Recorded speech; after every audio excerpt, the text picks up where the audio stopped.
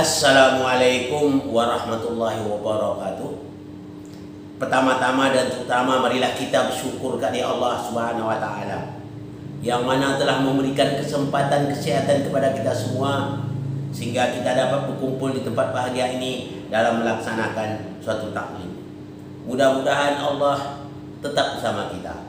Dan tak lupa juga selawat dan salam atas junjungan kita Nabi Muhammad sallallahu alaihi wasallam. Allahumma sholli ala Muhammad wa ali Muhammad. Allahumma sholli ala Muhammad wa ali Muhammad. Allahumma sholli ala Muhammad wa ali Muhammad. Qala Allah Ta'ala fil Qur'anil Karim, a'udzu billahi minasyaitonir rajim. Bismillahirrahmanirrahim. Wallahu yaqsimuka minan nas. Allah katakan Allah memeliharakan Muhammad itu dari segala kejahatan manusia. Kalau dalam disingkatkan dengan kata maksum. Jadi Nabi Muhammad itu maksum. Apa itu yang dikata maksum? Maksum itu tidak pernah melakukan kesalahan sedikit pun. Tidak ada pernah melakukan satu kesilapan sedikit pun. Itulah yang dikatakan maksum. Inilah yang dimiliki oleh Nabi Muhammad SAW menurut pandangan Allah Subhanahu wa taala. Jadi Allah yang mengatakan Nabi Muhammad itu maksum. Jadi kalau ada orang yang mengatakan Nabi Muhammad pernah melakukan kesalahan, pernah mengatakan bahwa Nabi Muhammad juga tidak sempurna, inilah namanya orang-orang yang termasuk pelecehan terhadap Rasulullah SAW. Seperti inilah orang-orang yang sangat berbahaya sekali. Perlu ya kita berhati-hati seperti orang ini. Jadi untuk berikutnya ada juga orang mengatakan bahwa Nabi Muhammad itu pernah ditegur oleh Allah Subhanahu wa taala karena melakukan kesalahan, karena dia bermuka masam katanya. Kalau kita lihat di dalam firman Allah itu ada di dalam surah Al-Baqarah, surah Al-Baqarah itu Allah berfirman dalam surah Al-Baqarah ayat 1. A'udzu billahi minasyaitonir rajim. Bismillahirrahmanirrahim. Abasa wa tawalla an ja'ahul a'ma. Allah jelaskan di kalimat itu, dialah yang bermuka masam dan berpaling karena telah datang kepadanya seorang buta. Ini kita tahu ya. Katanya kalimat kalau kita tafsir dalam kalau menurut bahasa pun tidak ada mengatakan di sini Nabi Muhammad yang bermuka masam. Kalau menurut segi logat bahasanya, abasa wa tawalla an ja'ahul aqma. Dia yang bermuka masam berpaling karena telah datang kepadanya seorang buta. Kita lihat ya. Kalau dalam bahasa Arab, kita lihat dari segi bahasa Arab. Kalau orang pertama yang bicara itu namanya mutakalim wahdah. Orang yang diajak bicara itu muqatab atau muqatabah. Tapi yang diajak bicara itu kalau seandainya Muhammad yang dikatakan yang bermuka masam itu tidak dia maksudnya.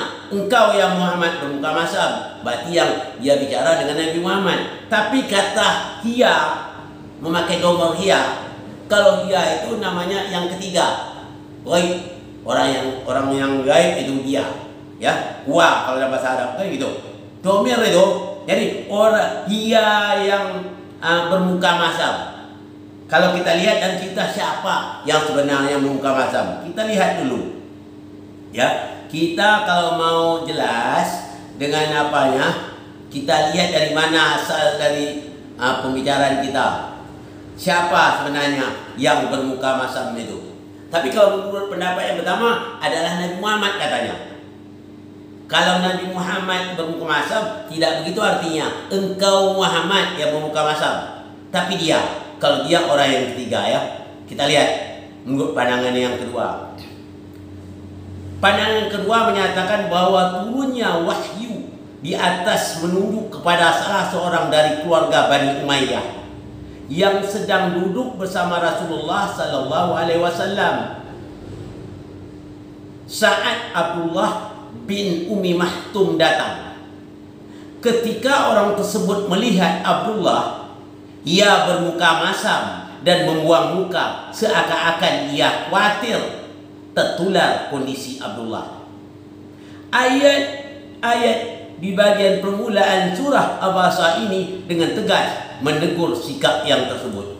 Jadi orang-orang yang duduk bersama Nabi itu, mereka itulah yang bermuka masam, bukan Nabi yang bermuka masam. Kata-kata hiya di sini itu orang yang ketiga itu, memakai domir gaib itu namanya. Jadi pandangan kedua dikuatkan oleh sebuah riwayat yang menerangkan bahwa Imam Ja'far Shadiq pun menyetujui pandangan ini. Ketika beliau ditanya tentang sebab turun ayat pertama surah Abasa, almarhum Sayyid Murtada, salah seorang ulama besar Islam, juga mendukung kebenaran kandungan hadis Imam Ja'far Shadiq. Tentu saja jika dilihat dengan seksama, tidak ada suatu pun yang bagian awal dari surat menunjukkan secara jelas bahwa orang yang ditegur keras oleh Allah Subhanahu wa taala adalah Nabi Muhammad. Tidak ada satupun ayat yang menerangkan. Tapi kenapa sampai 3 orang mengatakan Nabi Muhammad itu yang bermuka masam? Menurut Syekh Murtada, ada beberapa bukti yang kuat yang menunjukkan bahawa seorang tersebut bukanlah Nabi Muhammad yang bermuka masam tersebut.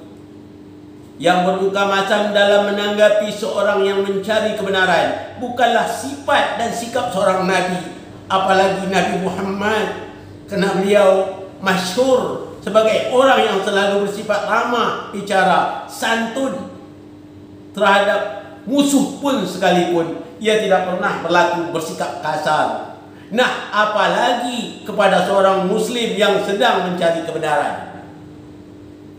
Selain memberi perhatian kepada orang kaya dan mengabaikan orang miskin merupakan sikap yang sama sekali tidak bisa diterima dalam Islam.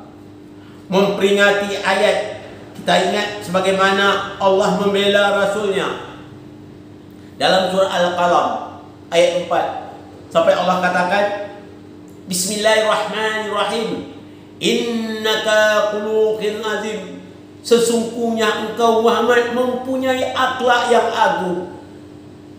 Kalau kita secara jujur, berapa besar alam ini. Kalau kita jujur, berapa indahnya surga yang dicipta Allah. Tapi Allah belum pernah mengatakan surga ataupun alam ini yang agung. Tapi baginda Rasulullah SAW dipuji oleh Allah. Dia akhlak yang agung. Coba kita pikirkan, berapa hebatnya Rasulullah di sisi Allah, sampai-sampai Allah mengatakan dia akhlak yang agung. Di sinilah dasarnya orang menuduh Nabi Muhammad yang buka masam, penyataan ini dinyatakan batil, tidak benar, tidak diterima menurut sifat daripada Nabi Muhammad SAW. Nabi Muhammad SAW sudah jelas orang yang terpuji. Allah katakan maksum, mempunyai akhlak yang agung, belum dimiliki siapa-siapa, hanya Muhammad. Nabi Muhammad ini, kalau dalam bahasa lain mengatakan best of the best, tidak ada yang lebih hebat dari dia.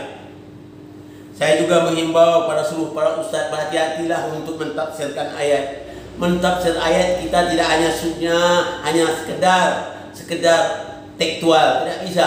Kita harus tahu benar dari sebagaimana yang telah disampaikan oleh cucu Nabi Muhammad SAW. Jadi kita tidak berdasarkan hawa nafsu. Kita harus, kalau menafsir ayat itu, berdasar wahyu yang telah diwahyukan Allah. Wa yantiqu 'anil hawa wa in wahyu yuha. Tidak berbicara melalui wahyu. Jadi cara menafsir ayat itu harus dengan ayat juga. Menafsir ayat Quran dengan ayat Quran juga. Yang berikut, menafsir ayat Quran itu dengan sunnah yang telah disunahkan oleh Nabi Muhammad SAW. Siapa yang paham tentang Al-Quran? Tentulah Rasulullah SAW. Setelah itu siapa yang paham lagi setelah Rasulullah? Itulah ahlul bait Nabi Muhammad SAW. Mudah-mudahan ini ada manfaatnya bagi kita semua. InsyaAllah kita nantinya dibangkitkan oleh Allah bersama Nabi dan ahlul baitnya. Selawat. Allahumma sholli ala Muhammad wa ali Muhammad, Allahumma sholli ala Muhammad wa ali Muhammad, dan akhir kalam wabillahi taufiq wal hidayah. Assalamualaikum warahmatullahi wabarakatuh.